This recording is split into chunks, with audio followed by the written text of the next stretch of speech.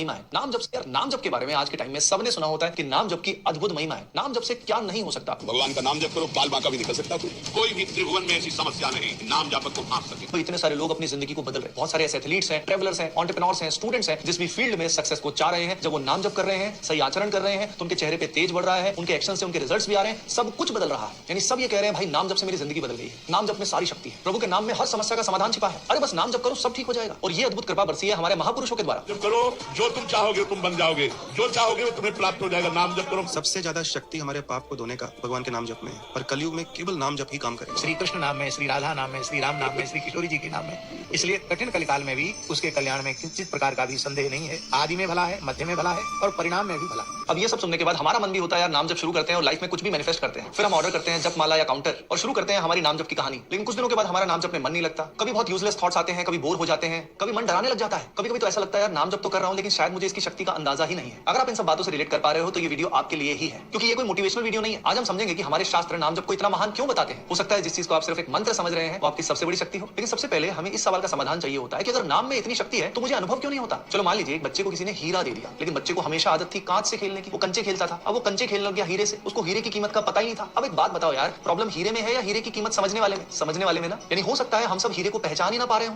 ऐसे ही हमारे शास्त्र कहते हैं कि नाम सिर्फ शब्द नहीं है। हमारे शास्त्रों में भगवान नाम से रिलेटेड एक बहुत ही पावरफुल श्लोक है, आइए सुनते हैं। नाम चिंतामणि कृष्णस्य चैतन्य रस विग्रह पूर्णः शुद्धो नित्य मुक्तो अभिन्न त्वा नाम नामिनो। यानी सिंपल भाषा में भगवान और भगवान के नाम में कोई भेद नहीं है। समझ पा रहे हो? भगवान और भगवान के नाम में कोई भेद नहीं है। लेकिन जब आप नाम जप करते हो क्या ये भाव आप में आ पाता है? आप सोचिए अगर अभी श्री कृष्ण इस कमरे में आकर खड़े हो जाएं, तो क्या आपका मन इधर उधर भटकेगा? क्या मोबाइल देखेंगे? क्या फ्यूचर की टेंशन लेंगे? क्या पास्ट के रिग्रेट्स में जाएंगे? कहीं आप बोर तो नहीं हो जाएंगे? नहीं ना। लेकिन आपके काउंटर या माला पर वही श्री कृष्ण जब नाम बनकर आते हैं और हम सोचते हैं ये तो शब्द ही है। समझ रहे हो विनोद? प्रॉब्लम यहीं से शुरू होती है। कबीरदास कहते थे मोह को कहां ढूंढे रे बंदे, मैं तो तेरे पास में, ना मंदिर में ना मस्जिद में, मैं तो विश्वास में। चलो जानते हैं कि भगवान का नाम आखिर करता क्या है। अब यहीं पे ज्यादातर लोग गलती करते हैं। वो सोचते हैं नाम जप का मतलब है कुछ भी मांगो और मिल जाए। एग्जाम क्रैक हो जाए, बढ़िया रैंक आ जाए, बिजनेस बढ़िया हो जाए, रिलेशन बढ़िया हो जाए, जिंदगी शानदार हो जाए, हेल्थ स्ट्रांग हो जाए, चेहरे पे तेज आ जाए, रिलेशनशिप बेस्ट हो जाए। लेकिन शास्त्र इससे कहीं गहरी बात कहते हैं। वो बताते हैं कि नाम पहले एक्सटर्नल सिचुएशन यानी आपकी परिस्थिति को नहीं बदलता,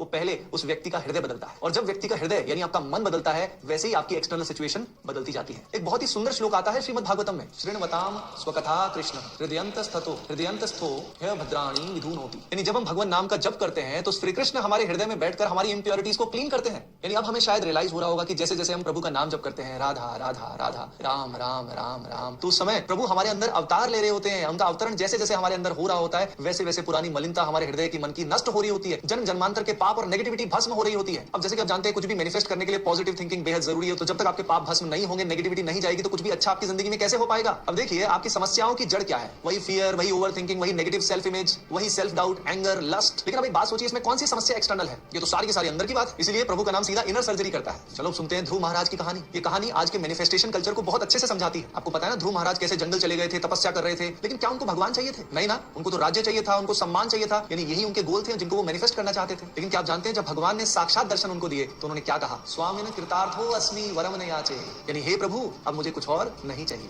और यही सबसे अद्भुत बात है, उन्हें राज्य भी मिल गया, भगवान भी मिल गए, लेकिन ये सब होने से पहले उनका हृदय बदला। तो प्रभु के नाम का यही अद्भुत प्रभाव है। वो केवल आपकी इच्छाएं नहीं पूरा करते, वो आपको आपकी इच्छाओं से भी बड़ा बना देते। अब मैं आपसे एक प्रश्न पूछता हूं, अगर कोई आपको करोड़ों रुपए दे दे लेकिन मन हमेशा बेचैन रहे तो क्या आपको अच्छा लगेगा? अगर आपको मनचाहा सुंदर पति या पत्नी मिल जाए लेकिन उसके बाद भी हमेशा इनसिक्योरिटी रहे तो क्या आपको अच्छा लगेगा? अगर आपको बहुत फेम मिल जाए, करोड़ों लोग आपको जानते हैं लेकिन हर समय एंजाइटी रहे तो क्या आप सुखी रह पाओगे? नहीं ना। यानी असली समस्या बाहर की है ही नहीं भाई, यहीं पे प्रभु का नाम आपको अंदर से परिवर्तित करता है। यानी आप समझ पा रहे हो कि वीडियो आप तक कृपा रूप में आ रहा है। अब जैसे जैसे नाम जब आपका बढ़ता जाएगा आप नोटिस करोगे कि आप पहले से कम रिएक्ट करते हैं, आपको गुस्सा पहले से कम आता है, आपका सेल्फ कंट्रोल पहले से बढ़ चुका है, ब्रह्मचर्य का पालन आप पहले से बेटर कर पा रहे हो, आप पहले से शांत रहते हैं, प्रभु से ज्यादा कनेक्टेड रहते हैं, किसी और पे आप उतना डिपेंड नहीं रहते। और सबसे बड़ी बात आपके भीतर एक अदृश्य शक्ति पैदा होने लग जाती है, वो है प्रभु के प्रति विश्वास। अब कलयुग का प्रभाव तो हम सभी जानते हैं, कलयुग में आसपास माया बड़ी प्रचंड है। यानी हमारे आसपास ऐसा एनवायरमेंट होता है, तो सुनी होगी पहले बहुत पाप किए थे उसने जिंदगी में, लेकिन अंतिम समय में भगवान का स्मरण किया और परम धाम मिला। तो सोचिए अगर आप रोज नाम जप करेंगे तो आपकी क्या गति होगी? आपके अंदर ऐसे ऐसे परिवर्तन हो रहे होंगे जो आप अभी नहीं देख पा रहे हैं। ना जाने कितने पुराने पाप भस्म हो रहे हैं। हैं, ना जाने कितनी पीड़ा जो आपको सहन करनी पड़ती जन्म जन्मांतर तक वो खत्म हो रही है। हम शायद समझ भी नहीं सकते कितनी असीम कृपा चुपचाप काम कर रही है। और शायद यही कारण है कि कलयुग में भगवान ने कोई कठिन साधना नहीं दी, ना कोई जंगल जाने की शर्त, ना कोई तप करने की शर्त। हमारे शास्त्रों में कहा गया है हरे नाम एव केवलम, यानी कलयुग में हरि नाम ही सब कुछ है। क्योंकि भगवान पहले से जानते थे कि कलयुग में मन बहुत बिखरा हुआ होगा और इस बिखरे हुए मन की घर वापसी केवल नाम से संभव है। इसीलिए जब भी आप अगली बार नाम जप करना शुरू करें, काउंटर उठाएं, माला उठाएं, तो ये मत सोचिएगा कि यार मैं बस कुछ शब्द को दोहरा रहा हूं। यह जरूर महसूस करिएगा कि प्रभु अभी इसी क्षण आपके साथ हैं। और प्रभु जैसे श्रीमद् भगवत गीता में कहते हैं कि जो भक्त मुझे जिस प्रकार भजते हैं मैं भी उनको उसी प्रकार भजता हूँ। तो भले ही तेरा मन अभी लग रहा है कि नहीं, प्रेम आया है कि नहीं, आंसू आए हैं कि नहीं, लेकिन हर एक प्रभु का नाम तेरे हृदय को और साफ कर रहा है। तू रोज थोड़ा थोड़ा बदल रहा है, थोड़ा और प्रभु के करीब आ रहा है। तो भाई आज से ये माला करना, काउंटर करना तेरी ड्यूटी नहीं रही, ये तेरा धर्म बन गया है। अब ये वीडियो अगर तेरे दिल को छुआ तो भैया इसको सब जगह जरूर शेयर कर देना।